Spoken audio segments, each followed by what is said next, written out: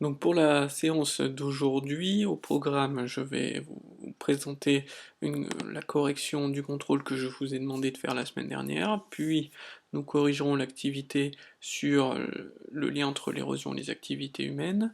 Nous ferons le cours pour terminer ce premier chapitre et je vous présenterai les deux activités que vous avez à faire pour aujourd'hui, que nous corrigerons la semaine prochaine. Alors, dans ce contrôle, il y avait une première question sur le rôle de l'eau dans les processus d'altération des roches.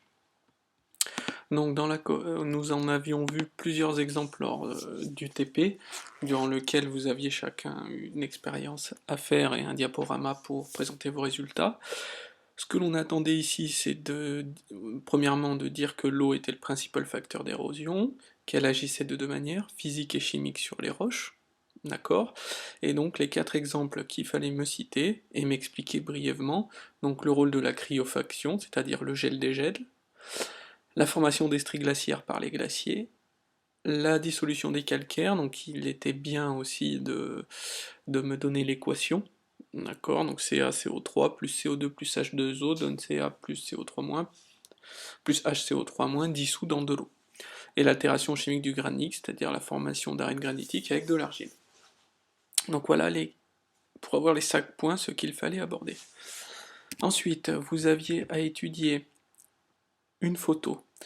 Alors, on voit ici sur cette photo donc le lit d'une rivière asséchée, d'accord, et des cailloux de toute taille sur le fond de cette rivière, de très grande taille comme on peut le voir ici, et plus petite ici. Donc la première question, donc expliquer la présence des roches de différentes tailles. Donc il fallait tout d'abord se baser par une notion du cours, qui était que les cailloux sont déplacés plus ou moins loin de leur zone d'érosion en fonction de leur taille et du débit du courant. Donc pour trouver des cailloux de différentes tailles au même endroit, ça veut dire que le débit du courant a varié. Il y a des jours où il était très fort, donc il a pu amener des gros cailloux, et des jours où il était moins fort et il a pu amener seulement des petits cailloux. Aujourd'hui, où la rivière est asséchée, tout ce qui a été amené lors des jours avec des débits différents, se retrouve ici. Et donc la deuxième question, vous demandez est-ce qu'on était plutôt proche ou loin de la zone d'érosion. Vu la taille des cailloux qui était importante, on pouvait en déduire qu'on était proche de la zone d'érosion. Et enfin, dernier exercice donc sur la sélection sexuelle. Ici, le but était de montrer que un cerf, donc un mâle, se reproduisait lorsqu'il gagnait des combats, voilà, et que pour gagner des combats, donc il fallait être fort, puissant et avoir des bois imposants. Donc la première question, on vous demandait de faire le lien entre l'indice de succès des combats et le succès reproducteur.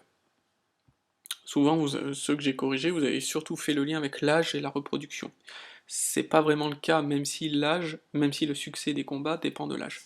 Donc en fait, l'idée principale qu'il fallait me dire, c'était que le mâle remporte un maximum de combats, et c'est là qu'il a le plus de succès reproducteur. Donc le lien qu'il fallait voir, c'était succès reproducteur maximal quand il y a un gain maximal de combat. Il fallait bien sûr donner des valeurs, et donc on devait conclure sur une sélection sexuelle par la femelle du mâle qui remportait les combats, donc qui était le plus agressif.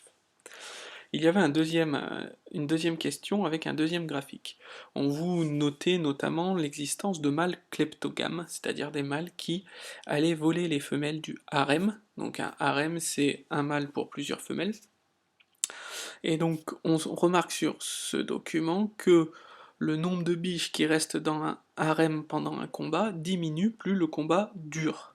Et en même temps, on voit que le nombre de mâles kleptogames augmente. Donc cela veut dire que plus le mâle va mettre du temps pour gagner son combat, plus les autres mâles kleptogames vont pouvoir se reproduire avec des femelles qui vont quitter le harem. Voilà, donc le mâle a plutôt intérêt à gagner rapidement son combat. C'est ce qui est noté ici. Et donc la dernière question où il fallait réfléchir un petit peu plus, où on vous demandait pourquoi euh, avoir de bois imposant était sélectionné, alors que c'était plutôt un désavantage pour l'animal qui les porte. Donc il fallait d'abord montrer en quoi c'était un désavantage. Donc c'est un désavantage parce qu'il faut se déplacer, c'est pas facile à se déplacer avec, c'est lourd, donc c'est très coûteux en énergie. Donc un mâle qui va survivre avec de tels bois, c'est un mâle qui est en bonne santé, qui a de la force et donc une génétique avantageuse. Les femelles vont donc sélectionner ces mâles-là avec des grands bois, et donc ce caractère imposant de la taille des bois sera transmis de génération en génération. Donc même si d'un côté sélection naturelle c'est désavantageux, ça va être avantageux pour la sélection sexuelle. Donc c'est pour ça que c'est conservé malgré le désavantage que ça peut apporter. Donc voilà pour le contrôle. Ensuite, vous aviez une activité sur le lien entre les activités humaines et l'érosion, avec un article du Messager, donc journal local, sur ce qu'on appelle donc l'extraction des sédiments et des cailloux du fond du lac par une entreprise qui s'est vue interdire son activité pour des raisons d'érosion. Alors on va étudier de plus près tout cela. Donc le sujet de l'article, hop, la correction de l'article, si je la retrouve, tac tac tac, donc ça, vous avez l'article de presse ici. Il faut simplement que je retrouve la correction. Je reviens ici. Hop, hop, hop, seconde. Voilà, chapitre 1.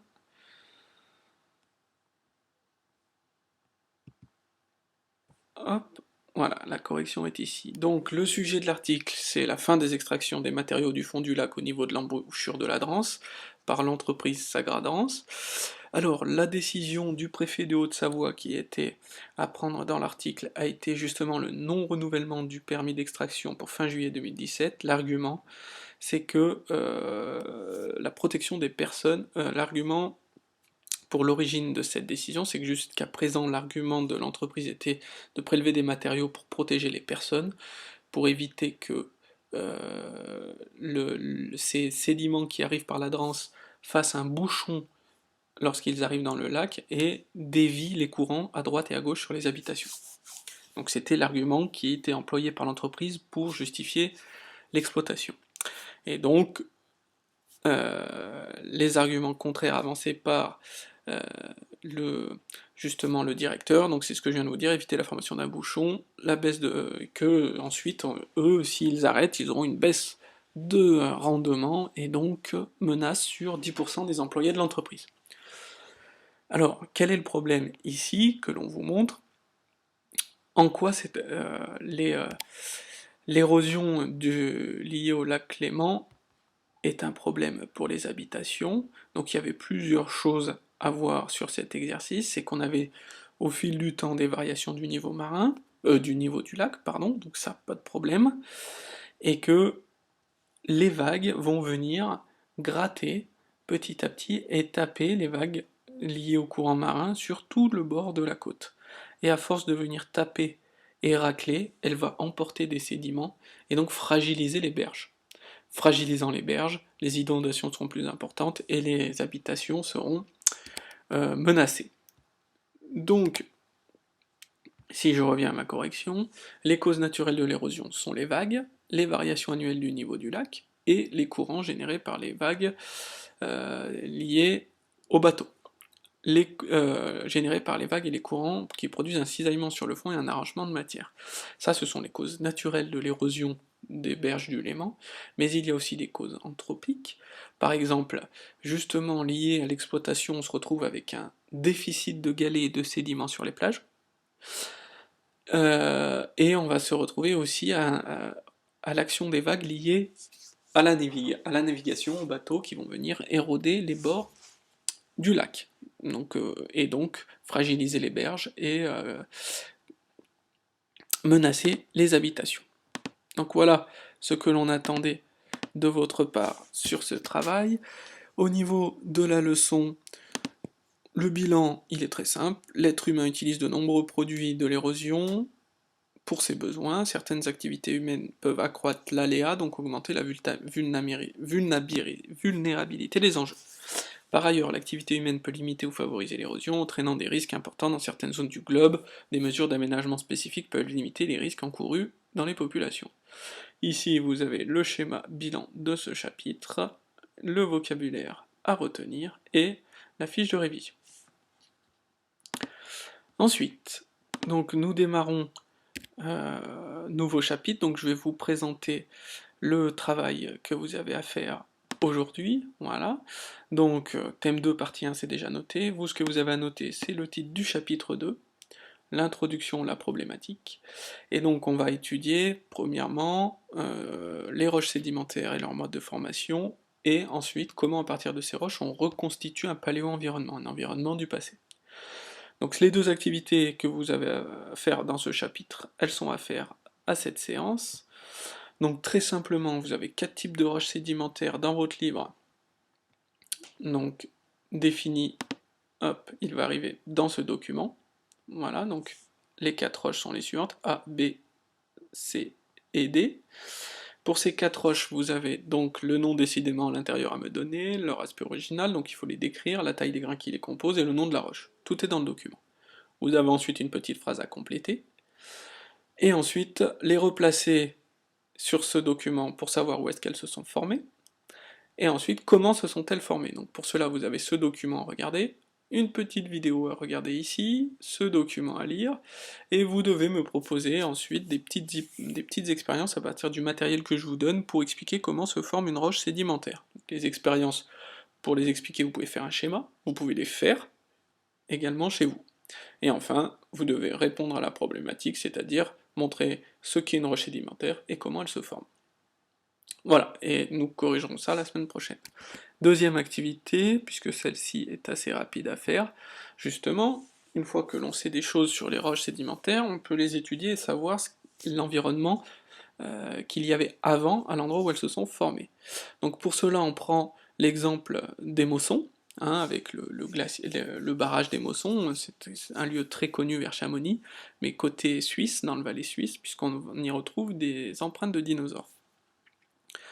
Donc vous avez ici, à partir des observations et des indices de terrain dont les documents sont par la suite, vous devez donc expliquer les roches, comment elles se sont formées, et quel environnement il y avait à cet endroit-là à l'époque. Donc vous avez une définition à lire et à bien comprendre, c'est le principe d'actualisme qui est ultra importante, et voilà. Donc vous avez un premier document qui vous montre ce que l'on observe sur place, voilà, donc l'aspect des roches, des empreintes de fossiles. Ensuite, vous avez des documents sur des phénomènes actuels qui permettent de former des choses que l'on peut retrouver là-bas, au niveau des Mossons. Et donc il faut appliquer le principe d'actualisme, c'est-à-dire utiliser des phénomènes actuels pour expliquer des phénomènes du passé qui devaient très certainement se dérouler de la même manière. Donc grâce à l'observation de figures actuelles, on peut expliquer la formation de figures du passé, et donc retracer, expliquer comment les roches se sont formées, et quel environnement il y avait à cette époque-là. Une fois que vous avez fait ça, donc vous avez une reconstitution par les scientifiques du paysage au niveau des Mossons en Suisse. Donc je vous demande simplement ici de justifier cette représentation de la manière suivante, en mettant des légendes. Ceci est dessiné là parce que j'ai observé ça sur le document, ceci est dessiné là, et ainsi de suite. Donc justifier la présence de cette bestiole, justifier la présence de ces choses-là que l'on peut voir. Donc voilà. Voilà ce que vous avez à faire, la correction sera présentée la semaine prochaine, ainsi que le cours qui va avec. Merci beaucoup, et bon travail.